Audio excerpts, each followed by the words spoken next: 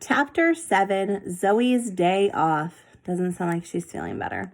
When Zoe woke up the next day, she yawned, stretched, and glanced at the panda clock at her bedside table.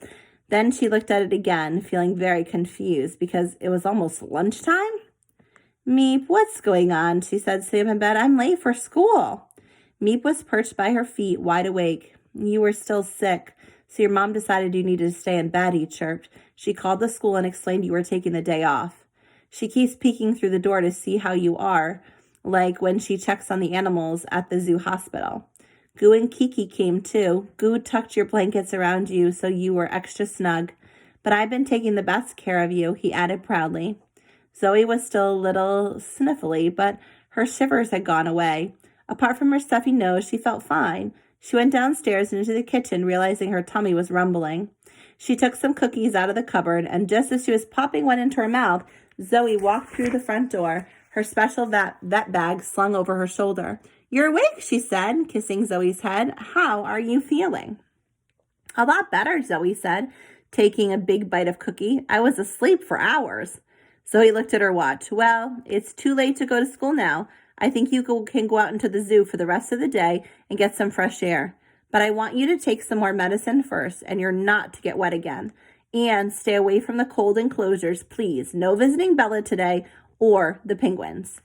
Zoe nodded happily, winking at Meep. Suddenly, she was excited. She had the whole extra afternoon to spend at the zoo, and she'd still get to go on the walk with Oscar and Bertie.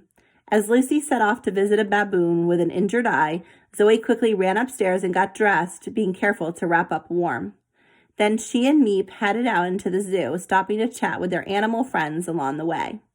One of the first enclosures they passed belonged to Harold the hyena. Harold padded straight up to the fence and gave a friendly bark. Thanks, Harold.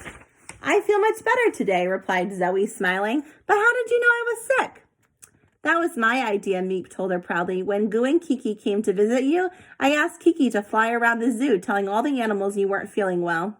We've thought of a lot of ways to help you feel better. Harold wagged his tail eagerly. The funny hyena explained that laughter was the best medicine, so Zoe should try listening to one of his jokes. Okay then, said Zoe, grinning. Harold barked his joke and waited hopefully. I don't know that one, said Zoe, thinking, what kind of fish only swims at night? Harold barked the answer and started screeching with laughter. Zoe giggled too. A starfish? That's funny. Thanks, Harold. I do feel better, she told him. As Zoe and Meep carried on walking through the zoo, all of her animal friends wanted to ask how she was feeling. Many more tried to give her helpful tips, too. The sloths, Peggy and Pepper, sleepily advised her to get plenty of rest before closing their eyes and starting to snore noisily. And the baby hippo, Hetty, suggested to sit down in some squishy mud because doing that always made her feel better. Zoe grinned and pulled Meep into her arms for a hug. I'm not sure I like the idea of a mud bath, she whispered, giggling, but having all my animal friends around is making me feel a lot better. Zoe stroked Meep's soft fur and gave him a kiss on the top of his furry head. Now I really can't wait to take Bertie around the zoo and let him meet everyone. And that's it for today. Have a wonderful day. It was a very short chapter, and I will talk to you soon. Bye.